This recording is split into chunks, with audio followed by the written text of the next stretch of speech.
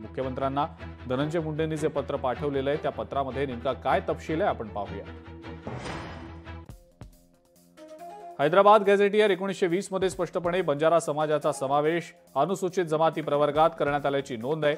ऐतिहासिकदृष्ट्या आणि सामाजिकदृष्ट्या हा समाज वंचित, शोषित आणि मागासलेला आहे।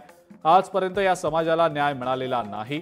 अनेक वर्षांपासून बंजारा समाज आरक्षणाच्या प्रश्नावर आंदोलन करतोय। त्यामुळे सरकारनं 1920च्या हैदराबाद गॅझेटियरचा आधार घेत बंजारा समाजाचा एसटी प्रवर्गात समावेश करण्याचा ठोस निर्णय घ्यावा।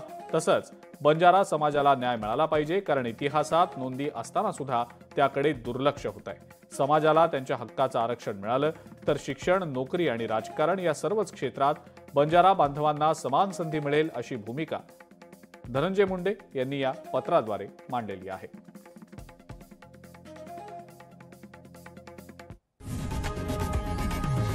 लोकशाही मराठी ऐका, पहा, जागरूक रहा।